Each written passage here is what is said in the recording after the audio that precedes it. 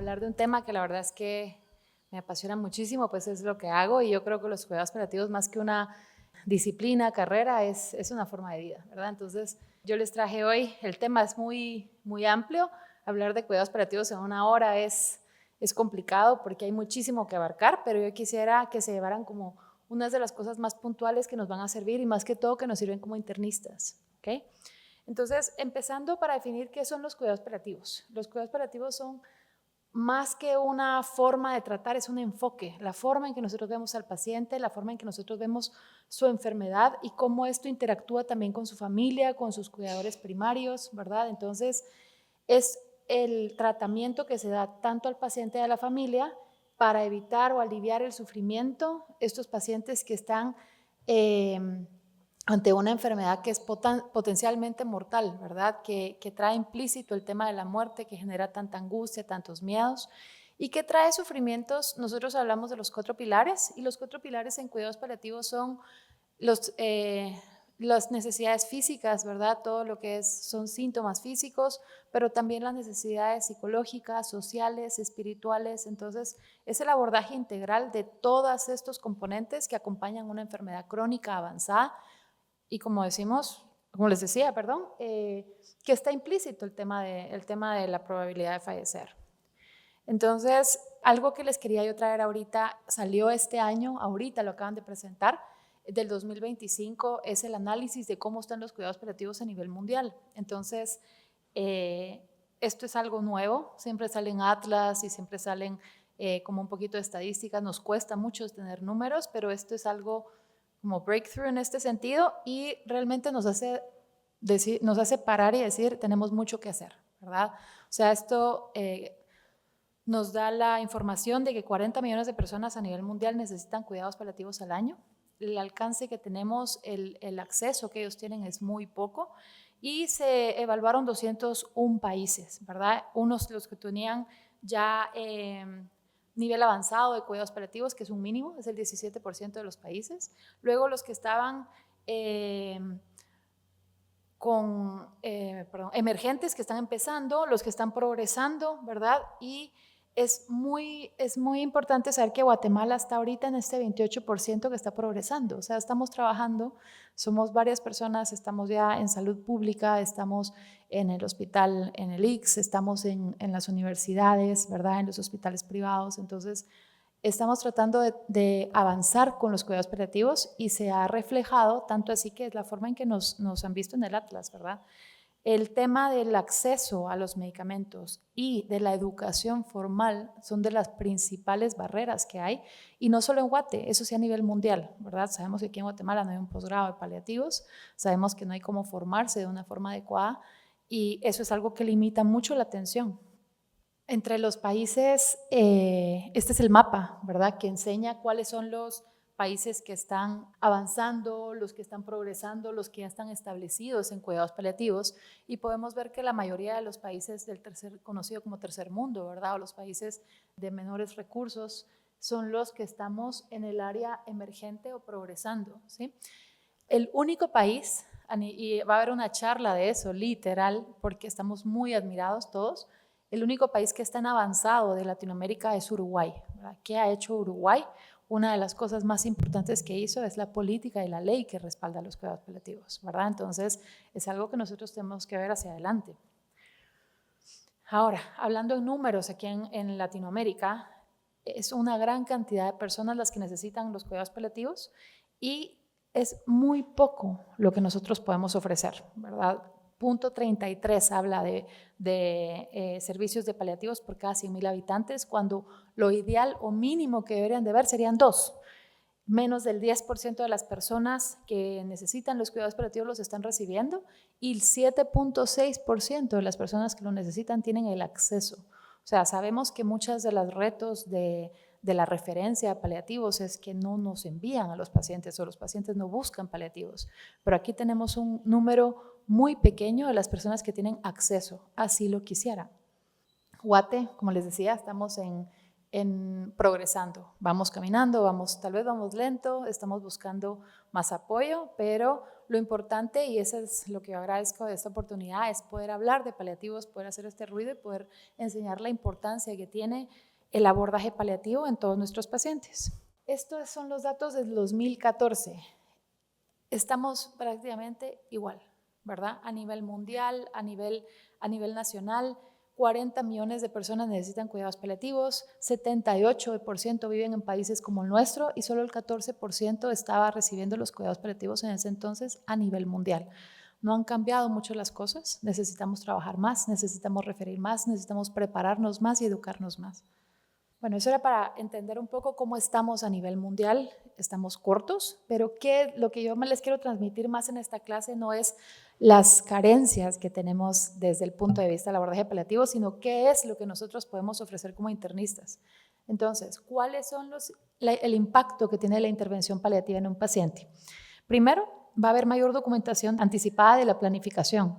¿Qué es eso? Vamos a saber qué es lo que quiere nuestro paciente, ¿verdad? Vamos a poder tomar decisiones con ellos, vamos a poder abordarlos desde el punto de vista de sus preferencias, no de lo que nosotros consideremos o lo que la familia considera, y eso es algo importantísimo.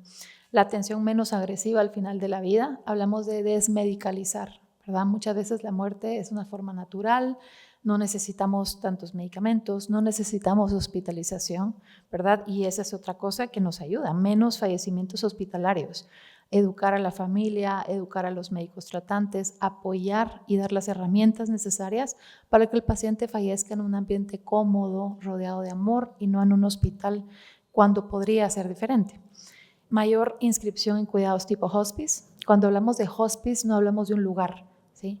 Decir cuidados tipo hospice o el paciente pasa a hospice significa el paciente pasa a readecuación de metas, que lo vamos a ver más adelante. Y es el tema de no vamos a estar hospitalizados, no vamos a estar haciendo laboratorios, no vamos a estar, sino que estamos buscando confort. Es el tratamiento de control de síntomas únicamente enfocados a calidad de vida. Mayor apego al tratamiento. Si yo me siento mejor, voy a tomarme el medicamento. Si yo veo la mejoría en mis síntomas, yo voy a querer seguir con el tratamiento. Otra cosa importante es que los cuidados paliativos no excluyen el cuidado modificador, ¿verdad? Entonces, cuando hablamos de mayor apego al tratamiento, también incluye el tratamiento modificador. En el caso, por ejemplo, de las quimioterapias, las radioterapias, si nosotros estamos controlando los síntomas, puede ser que el paciente, ok, esto no está tan mal, ¿verdad? Me habían dicho que era horrible, pero con este medicamento, con estas terapias, yo estoy más aliviado, entonces puedo seguir mi tratamiento. Un paciente sin cuidados paliativos, hay estudios, hay uno en el New England Journal de cáncer de pulmón, el cual evidencia que con cuidados paliativos tempranos los pacientes tuvieron mejor sobrevida, aunque esa no es nuestra meta, ¿verdad? Como paliativistas, pero hubo mayor apego al tratamiento y los pacientes vivieron más. ¿Cuáles son nuestros principios? Estos son los principios que fueron creados por la CECPAL y son lo que nos rigen, las características, lo que nos rigen como paliativistas. Hay varias cosas, hay varias formas, pero a mí me encantan estos porque engloba mucho lo que nosotros hacemos y a lo que nosotros nos dirigimos. Entonces, primero aliviar el dolor y otros síntomas angustiantes. Los cuidados paliativos se crearon inicialmente para los pacientes oncológicos, entonces el dolor es una piedra angular del tratamiento que nosotros ofrecemos, aunque no es exclusivo. Afirmar la vida y considerar la muerte como un proceso normal, ¿ok? La forma de enfocar nosotros los cuidados paliativos y la forma en que a mí me gustaría transmitirlo y que los médicos con los que platico entiendan es que los cuidados paliativos son vida. Nosotros no nos importa el momento de fallecer, sabemos que va a llegar, claramente queremos que sea sin sufrimiento, pero lo que más nos importa es cómo es la vida del paciente hasta que llega ese momento. Por eso es que hablamos tanto de calidad de vida. No intentamos acelerar, pero tampoco retrasar la muerte, ¿ok? Es un acompañamiento activo sin el afán de es que el paciente está sufriendo demasiado y está pidiendo que ya no quiere estar más, vamos a apoyar bajo ninguna circunstancia. Ni tampoco hacer intervenciones que hagan que se retrase el fallecimiento del paciente. Integran los aspectos psicológicos, espirituales en el cuidado del paciente. Cuando hablamos de espiritualidad no estamos hablando de religión, estamos hablando del sentido de vida, el sentido de trascendencia, lo que es importante en sí para el paciente, lo que lo hace ser, ¿verdad? Esto es muy impactante, por ejemplo, en pacientes jóvenes que tienen esa sensación de no he hecho nada, ¿verdad? Tenemos que entrar mucho con la espiritualidad para entender ese sentido de vida, aunque haya sido corta, el significado que pudo haber tenido, ¿verdad? En él y en las personas que lo rodeaban. Ofrecen un sistema de apoyo para los pacientes a vivir activamente, a vivir como estaban, lo más cercano a como estaban antes, ¿verdad? Si yo voy a implementar un tratamiento paliativo que va a tener al paciente dormido, sedado, sin ninguna indicación, yo no estoy haciendo mi trabajo. Lo que necesitamos es mejorarles función, mejorarles, porque lo que queremos es darles vida, vida lo más que se pueda, ¿verdad? A pesar de tener una enfermedad complicada y avanzada. Utilizar el enfoque de equipo. Tienen que ser equipos multidisciplinarios idealmente. ¿Por qué? Porque como les mencionaba, son 4 pilares. Es el tal pilar social, ¿verdad? Necesitamos trabajo social, necesitamos, hay especialistas en espiritualidad, ¿verdad? Ya hay programas donde se forman capellanes exclusivos para cuidados paliativos. Tenemos también los psicólogos, nutrición, medicina física. Tiene que ser un equipo multidisciplinario para poder abordar todas las necesidades del paciente y darle una mejor calidad de vida, regresando a eso. Mejorar la calidad de vida también puede influir en el curso de la enfermedad, y es lo que les mencionaba. Un paciente se siente mejor, va a querer comer, va a querer salir, va a querer recibir sus tratamientos, ¿verdad? Entonces podemos dar esa gana de vivir, ¿verdad? Que muchas veces se pierde con un diagnóstico que viene una enfermedad renal crónica, un diagnóstico oncológico, ¿verdad? Que trae tanto sufrimiento de por sí. Se pueden dar desde la fase inicial y eso es algo que tal vez es un tema importante que yo quiero transmitir, y es la referencia temprana a los cuidados paliativos. De nada sirve mandar un paciente a paliativos después de meses y meses y meses de sufrimiento, porque creemos que ya es el momento de paliar, ya es el momento porque ya el paciente está próximo a fallecer, cuando no pudimos impactar en la calidad de vida de él, ¿verdad? Entonces la referencia temprana es importante porque no excluye el tratamiento curativo, ¿ok? No pueden haber cuidados paliativos con un tratamiento modificador. Frank Ferris es uno de nuestros mayores exponentes en cuidados paliativos, y él habla de más necesidades. Él habla de las 7 necesidades en cuidados paliativos y lo que nosotros nos tenemos que enfocar como médicos. Y como médicos tenemos que ver más allá del síntoma, más allá del examen físico. Por eso es que tenemos que indagar e indagar e indagar qué es lo que necesita nuestro paciente y qué es lo que lo está haciendo sufrir. Entonces aquí podemos ver que no solo es el paciente, sino también la familia, ¿verdad? Tenemos que conocer esa dinámica familiar, esa red de apoyo que puede tener el paciente, qué cultura tiene, qué idioma tiene, ¿verdad? Que aquí en Guatemala sabemos que es una limitante a veces la barrera lingüística. Y habla de las 8 necesidades, que es el manejo de la enfermedad, claramente la parte física, todos los síntomas que pueden venir acompañando, el tema psicológico, la depresión, la ansiedad, el temor, la pérdida del rol, la pérdida de la función, hace que los pacientes se sientan una carga, hace que el paciente sienta yo ya no quiero estar porque ya no soy la persona que fui. El tema social, que es tan importante y a veces relegado. El paciente que tiene dolor, o el paciente que tiene una enfermedad crónica, o el paciente, incluso pacientes que no están en etapa terminal, pero cáncer de cabeza y cuello, que tienen deformidad, que tienen a veces halitosis o fetidez, se excluyen, se alejan, pierden su vida familiar, pierden su vida de pareja. Entonces todo esto también es algo que nosotros tenemos que ir buscando cómo impactar y mejorar. La parte espiritual, que les hablaba de los valores, el sentido de vida, toda la función, ¿verdad? Las actividades, sus cuidados, el tratamiento de final de vida, porque claramente los cuidados paliativos no son un medicamento, no son un abordaje de final de vida o exclusivo, pero sí es una parte muy importante, ¿verdad? Entonces, tratar de cerrar estos círculos, tratar de ver qué pendientes tiene el paciente. Un tema importante acá y que es muy de nuestra cultura es la conspiración del silencio, y son estas familias que no quieren dar su diagnóstico al paciente, que no quieren que el paciente sepa qué tiene o la extensión de su enfermedad, cuando nosotros sabemos que eso es importante para que ellos puedan cerrar círculos, tomar decisiones, formar parte activa de su tratamiento y de cómo se va a llevar, en dónde se va a llevar. El paciente tiene derecho a decidir hasta dónde quiere fallecer, ¿verdad? Si en un hospital, si en casa, y esas son las directrices anticipadas de las que les mencionaba previamente. El duelo, la pérdida. Los pacientes paliativos muchas veces están en duelo en duelo anticipado, tanto la familia como el paciente, porque van perdiendo lo que era. Pierden su salud, pierden su vida, lo que recordaban, pierden su trabajo, pierden su rol. Yo era el proveedor, yo era el que cuidaba y ahora me tienen que cambiar un pañal, ¿verdad? Yo era la mamá que proveía, yo era la mamá que cocinaba, yo era la mamá y ahora no puedo atender y ahora no puedo hacer nada. Ese cambio de rol es muy impactante en los pacientes, ¿verdad? Genera mucha depresión, genera mucha ansiedad.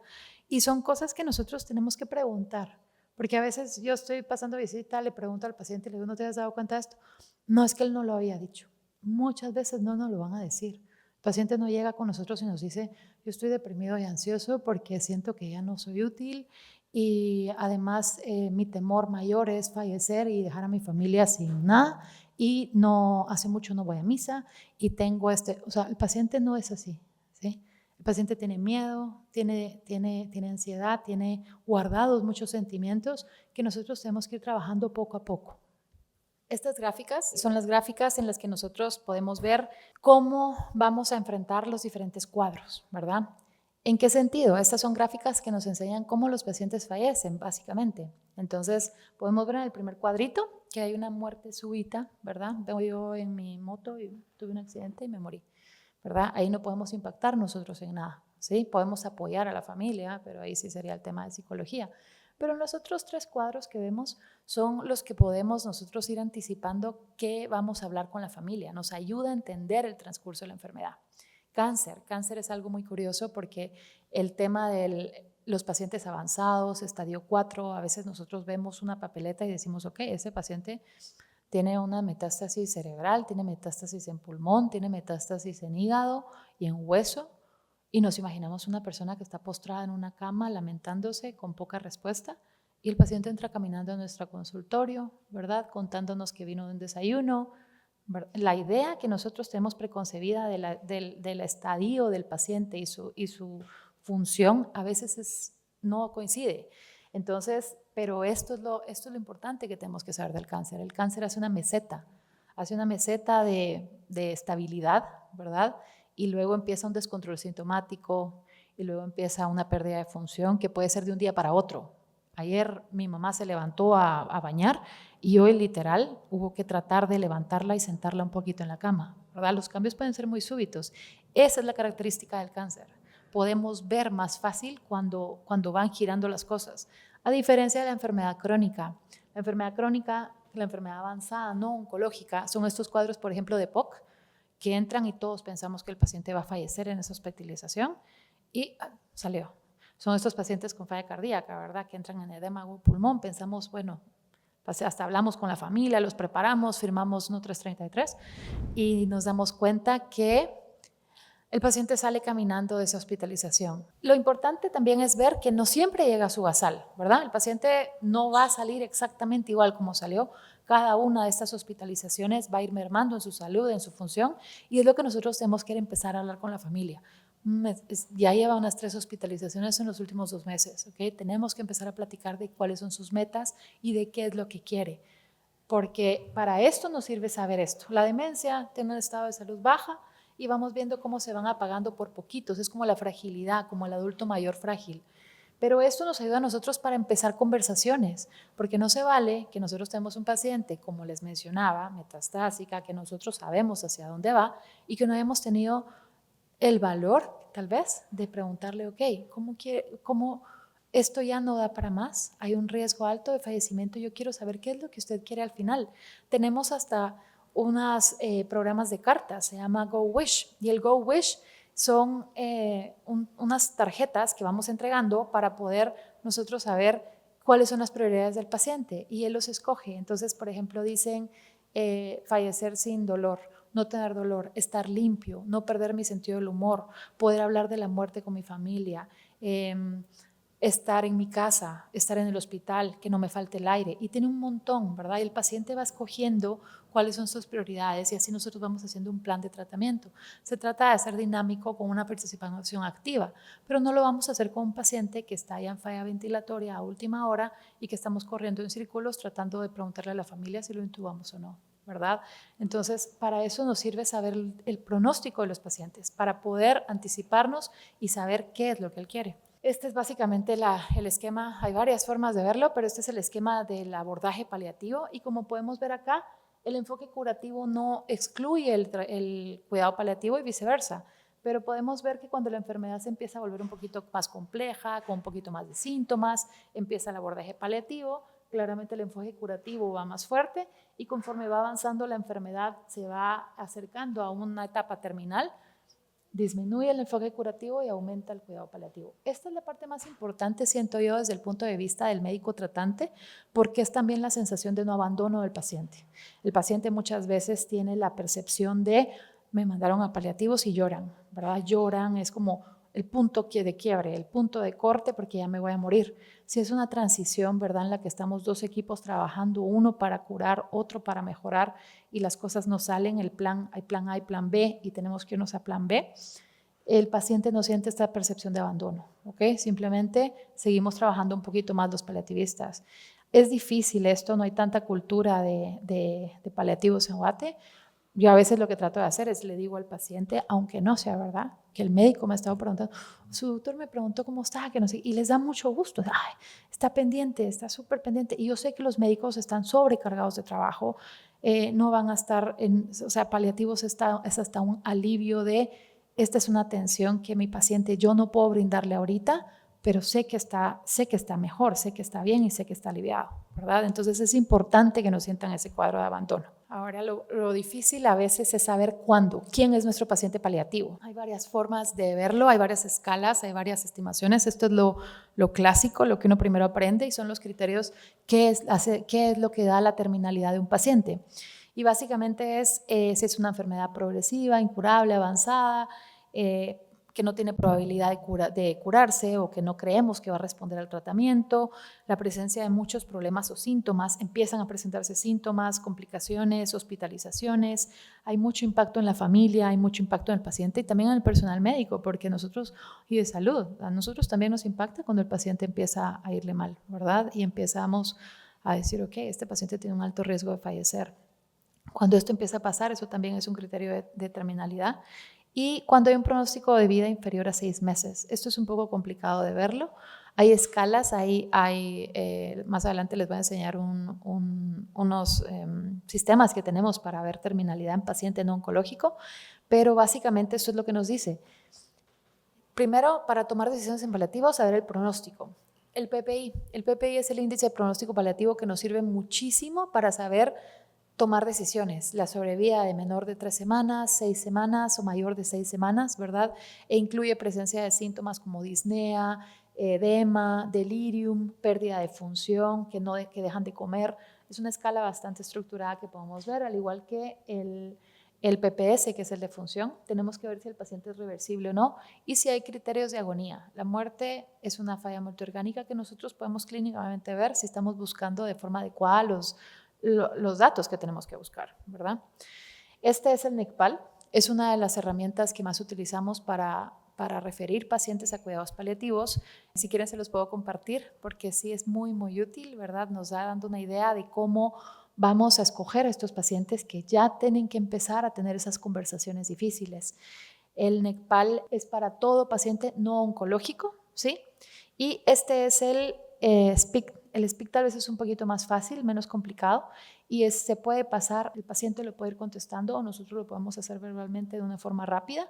Y lo que habla es si está teniendo muchos ingresos al hospital, si la salud está deteriorando, si necesita más ayuda para su cuidado, durante los últimos meses si ha perdido peso, si los síntomas son persistentes y si el paciente quiere paliativos, ¿verdad? Eso también es importante. Y nos explica en general en todas las patologías distintas qué es lo que tenemos que ver, ¿verdad? Entonces habla desde demencia, enfermedades del sistema nervioso, neumología, problemas pulmonares, problemas hepáticos. Entonces nos da una idea de este paciente ya es un candidato para cuidados paliativos. No me voy a extender en esta parte porque sería una clase aparte, pero les puedo pasar el documento. Ahora, 3 términos que tenemos que tener muy claro cuando estamos haciendo un abordaje en cuidados paliativos y creo que es algo de los que yo más les quiero hablar ahorita y es de la futilidad terapéutica y la readecuación de tratamiento, que es lo que más nos cuesta como internistas, creo yo. Ese CHIPCAL fue el que más me costó a mí cuando hice la residencia, cambiar ese chip de internista a, ok, aquí tal vez se me está pasando un poquito la mano, tal vez tengo que pensar si tengo que parar, tal vez tengo que empezar a platicar con la familia. Y entonces hablamos de la futilidad terapéutica. La futilidad terapéutica son todos los procedimientos que nosotros podemos hacer o indicar que no van a tener ningún impacto en la evolución del paciente, ¿sí? No van a tener ningún impacto en su calidad de vida, no van a tener ningún impacto en su control de síntomas, no van a tener ningún impacto en su mejoría o en su curación, o sea, no van a servir para nada, no va a cambiar el pronóstico y puede generarle más sufrimiento al paciente, ¿verdad? Que eso es algo que tenemos que tomar en cuenta. La obstinación familiar, que muchas veces no somos nosotros como médicos, damos plan educacional y la familia literal no quiere que nosotros dejemos ir a nuestro paciente, que nosotros readecuemos metas. Eso es importante también saber que existe y que nosotros tenemos que aprender a manejar y respetar, ¿verdad? Y el fallecimiento inminente. Son los pacientes que sabemos que van a fallecer, hagamos lo que hagamos, y tenemos que saber cómo enfocar ese cambio de abordaje, de hagamos todo a paremos y veamos qué es lo importante en este momento, qué es lo que quiere la familia, tal vez quieren estar con él, tal vez quieren acompañarlo, tal vez quieren que sigamos haciendo de todo, ¿verdad? Porque está la obstinación terapéutica y nuestro papel como médicos, si no podemos ayudar al paciente, el paciente ya no está sufriendo, el paciente no está teniendo una percepción de sufrimiento, recuerden que los cuidados paliativos también se enfocan en la familia, ¿verdad? Entonces tenemos que dar esa sensación de aquí todos hicimos lo que se pudo y todos hicimos lo que era necesario y que no quede ningún sentimiento de pudimos haber hecho más. A veces no se puede quitar, ¿verdad? Pero es una forma de abordar este tema de la obstinación familiar. Cuando hablamos de readecuación de metas o de readecuación terapéutica, ¿a qué nos referimos? Y es cuando nosotros tenemos que tomar la decisión de cambiar el plan de tratamiento, ¿verdad? ¿Qué es lo que nos puede llevar a eso? Primero, ajustar lo que estemos haciendo de acuerdo a cuál es la situación clínica del paciente, ¿verdad? Regresamos al tema del pronóstico. Realizar las medidas que sean proporcionales a la situación que tiene, modificar cuando sabemos que no tenemos una opción de respuesta, ¿verdad? Pensar si tenemos que modificar o no lo que estamos haciendo y hacer las medidas que sean adecuadas al estado actual de nuestro paciente y de la enfermedad, ¿sí? Por eso siempre tenemos que hacer una evaluación completa, continua, para ir viendo los cambios de nuestro paciente. Lo que hablamos al readecuar metas terapéuticas, muchas veces nos enfocamos en las terapias de soporte vital avanzado. ¿Qué es lo que vamos nosotros a empezar a platicar con la familia o con el paciente para hacer estos cambios? Y básicamente son la reanimación cardiopulmonar, que es muy importante saber qué es lo que se desea en ese momento, o qué es lo que desea el paciente, o qué es lo que desea la familia, si él no puede decidir. La ventilación mecánica, continuar o no con diálisis, ¿verdad? Que es un tema bastante complicado para la familia decidir, para el paciente e incluso pacientes que no desean para el médico, ¿verdad? Los fármacos como las norepinefrina, todas las aminas vasoactivas, la nutrición parenteral y los hemoderivados. Algo que vemos tan mínimo como una transfusión, con esto podemos modificar nosotros el estado de nuestro paciente y podemos estar entrando en futilidad, ¿verdad? La alimentación parenteral, sabemos que el paciente ya no come, ok, pongámosle una alimentación parenteral, pero ¿por qué no está comiendo nuestro paciente? ¿Está comiendo porque tiene algún impedimento que va a mejorar con una alimentación nutricional? ¿O literal dejó de comer porque es parte de su proceso activo de fallecimiento? ¿Verdad? Entonces tenemos que tomar en cuenta esto para esta toma de decisiones. Cuando tenemos un paciente crítico y nosotros vamos a pensar, ok, ¿qué hacemos? ¿En dónde estamos? ¿Seguimos? ¿Avanzamos? ¿Ofrecemos esto a la familia? ¿Ofrecemos esto al paciente? Y hay dos criterios que los describen en un artículo sobre los cuidados paliativos en intensivo y son dos cosas que tenemos que pensar cuando vamos a ofrecer procedimientos y cuando vamos a ofrecer tratamientos.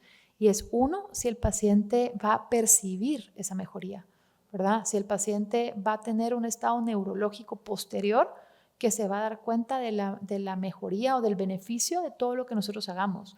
Y segundo es si el paciente tiene probabilidad de salir de ese intensivo. Nosotros creemos, ok, esto tiene un alto chance de que sea agudo, de que nosotros podamos resolverlo y que el paciente pueda egresar del UTI.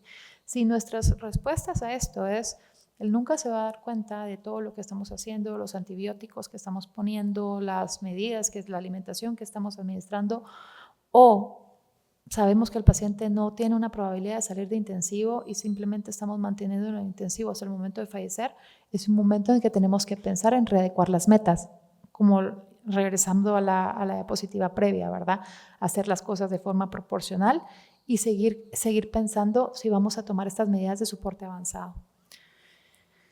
Para tomar estas decisiones realmente no son nuestras decisiones, son unas decisiones en conjunto, ¿verdad? Nosotros podemos recomendar, hablar con los pacientes, pero lo que más nos tiene que regir cuando estamos pensando en todo esto, y es lo que nosotros nos basamos muchísimo en cuidados paliativos, es en la bioética, ¿sí? Los 4 principios de la bioética. Principal tal vez que tenemos que ver en esta parte es la autonomía. No es qué es lo que yo quiero, sino qué es lo que quiere el paciente, o qué es lo que ha querido, o qué fue lo que expresó, o qué es lo que quiere la familia, qué es lo que han hablado, ¿verdad? También está la justicia, ¿verdad? ¿Qué tanto vamos a hacer en un recurso escaso?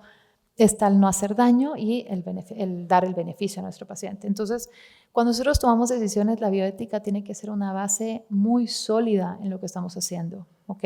Porque si nosotros no tenemos estos principios bioéticos o estos criterios claros, nos va a ser muy difícil pensar, nos va a hacer mucho ruido lo que estamos haciendo. O sea, ¿será que si retiro esto, estoy matando al paciente? ¿Será que si no inicio este tratamiento, no le estoy dando la probabilidad a este paciente? Por eso es que tenemos que tener mucha certeza del pronóstico, ¿verdad? Tenemos que tener mucha certeza de la reversibilidad del cuadro o de la irreversibilidad del cuadro cuando empezamos a hablar de este tema de readecuación.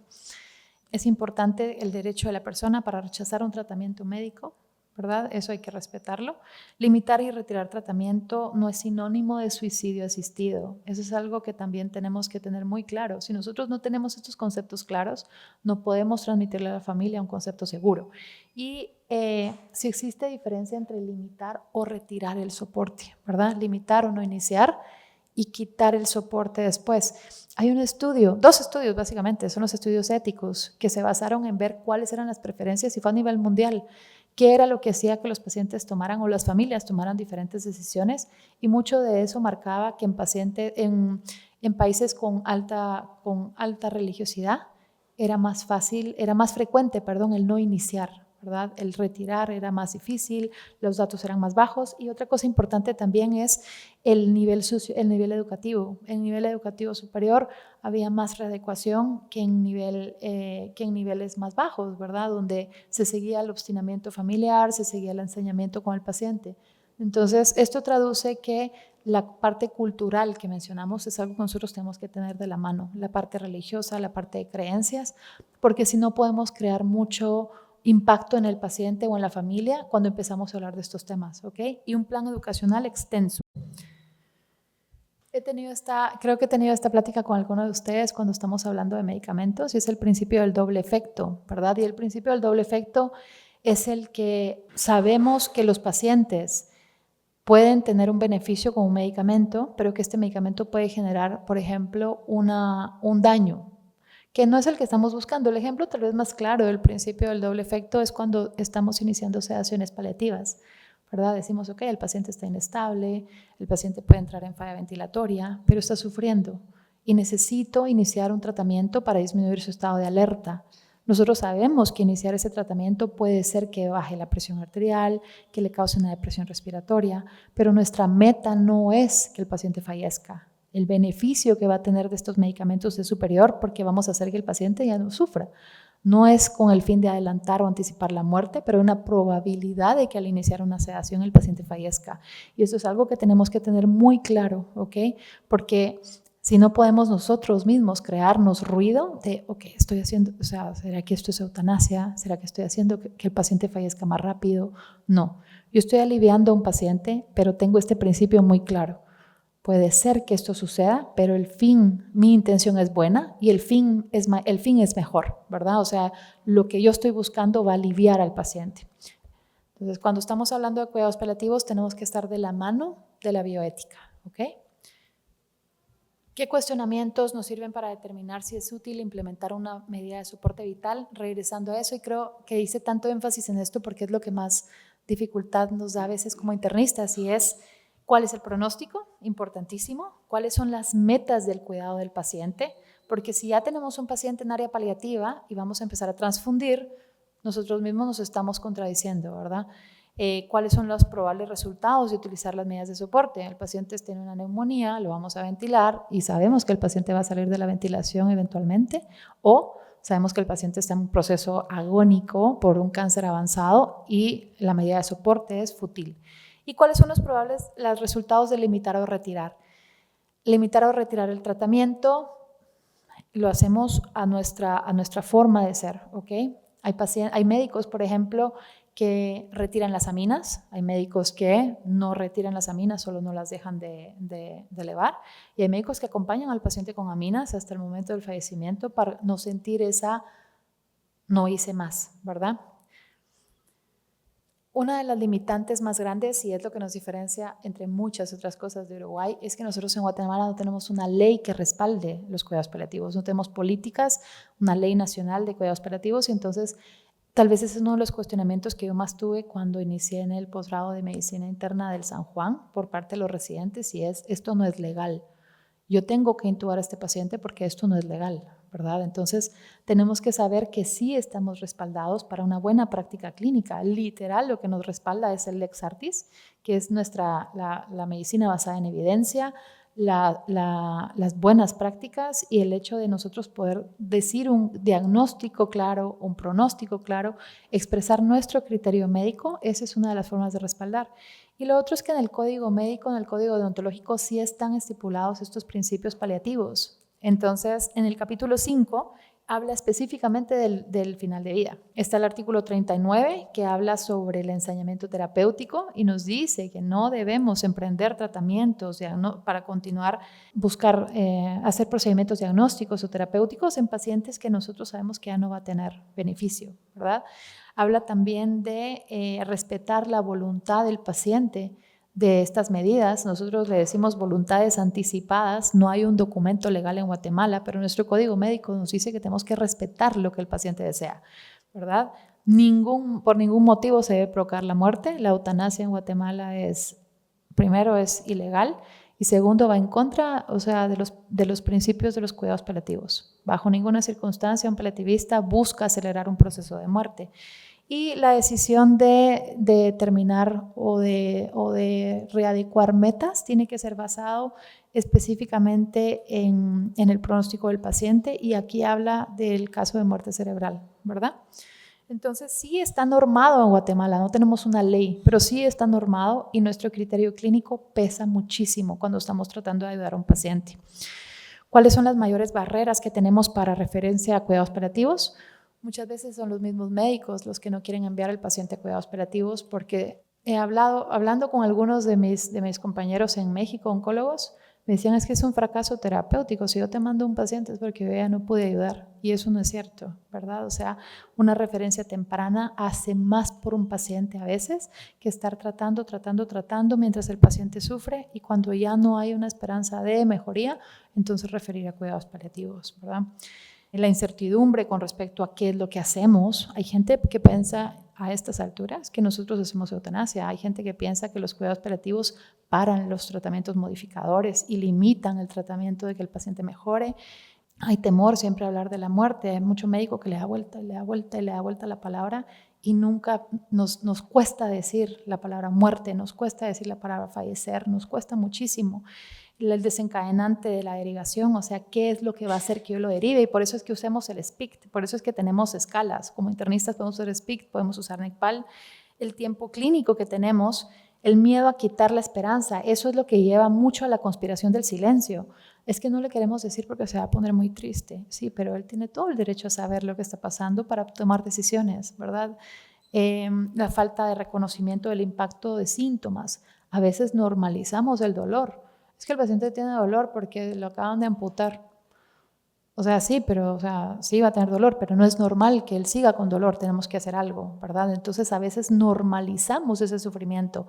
El paciente tiene POC, entonces va a estar con disnea. ¿Qué podemos hacer para ayudarlo, verdad? Entonces esa parte es la que a veces nos cuesta un poquito todavía hacer ese enlace.